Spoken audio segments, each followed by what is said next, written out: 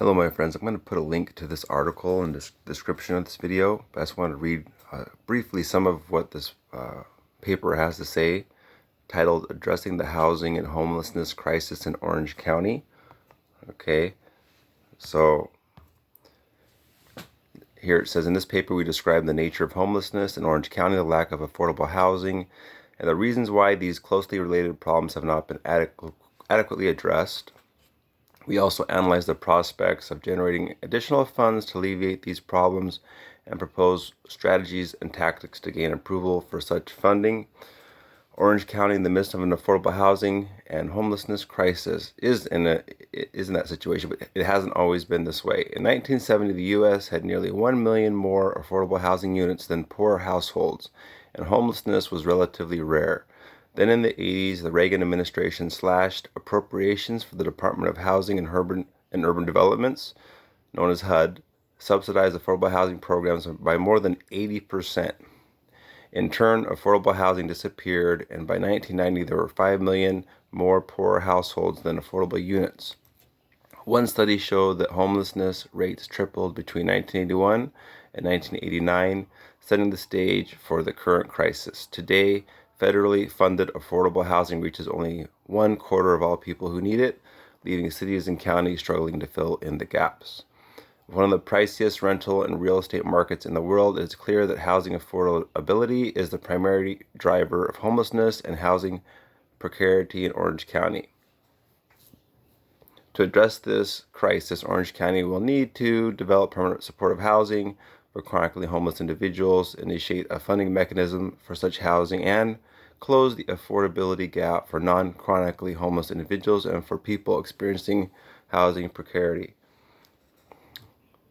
The COVID-19 pandemic, which was just beginning to explode in Orange County as this paper was being finished, will undoubtedly lead to a great many people losing their apartments and homes.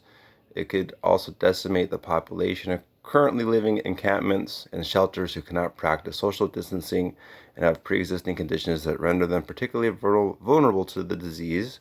Regardless of the final number of deaths or the economic fallout, this pandemic should be a wake-up call to every person of authority that the county's failure to invest in sufficient affordable housing presents a major threat to public health. It is clear that the market rate rent is out of reach for low-income Orange County residents. In 2019, the housing wage an Orange County resident needed to earn to afford a medium-priced one-bedroom apartment in the private rental market was $31.38 per hour, the equivalent of about $62,000 per year.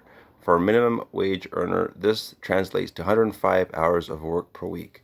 This housing wage increased by an astonishing 9% in a single year and by 27% since 2015. Here it also says in Orange County, nearly 350,000 residents struggle to buy sufficient food. To put this into perspective, the number of people who are food insecure in Orange County is approximately equivalent to the population of Anaheim, the county's largest city.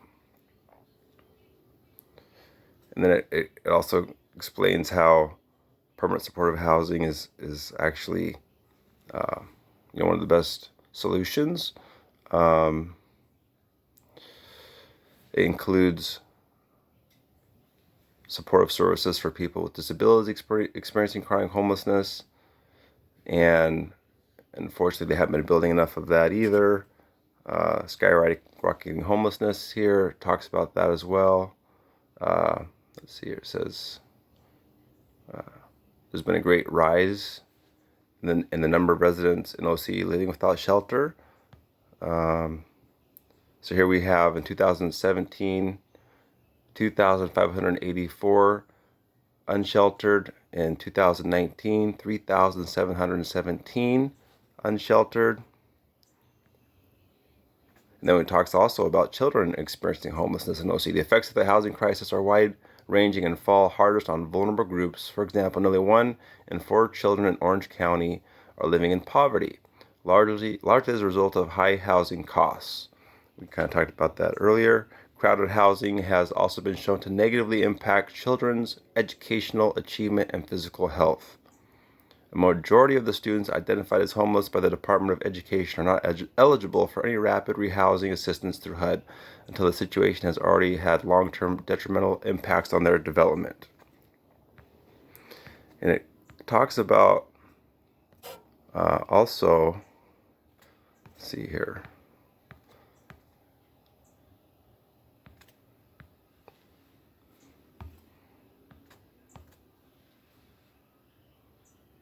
Some different solutions, but the main thing here, I want you guys to keep this in prayer, this whole situation. We're dealing with a lot of elderly people on the streets as well, of course, and trying to get some of them into motels and things like that, but it's not happening as quickly as we would like. There's CARES Act money that's supposed to be used for that purpose, but it's just not being spent that quickly. Just pray we can hopefully get more people in through that, that maybe more nonprofits could get involved in helping the homeless. City Net, unfortunately, a lot of times they don't respond for many days. I know one advocate said it took 11 days to get a response from them to help some of these people. And I think we need to also empower some of the advocates that are out there in the streets helping people to take people to shelters and things like that. Unfortunately, we don't have a walk-in shelter. People have to go through calling CityNet, which all they have is a voicemail. They don't have a secretary or anyone to answer the phone. And they can get back to you whenever they want. It can take a long time. So definitely need to bring some kind of more assistance to the situation here, just to bring an end to some of these major issues. But I just want to share that with you. Again, I'm going to leave the link to the article in the description. And if you want to get involved, let me know. You can also feel free to join my Facebook group, Homeless Advocates for Christ. There's a page and a group, so be sure you find the group. And please share the video, like, subscribe, comment. Let me know what you think. And thanks for your prayer support.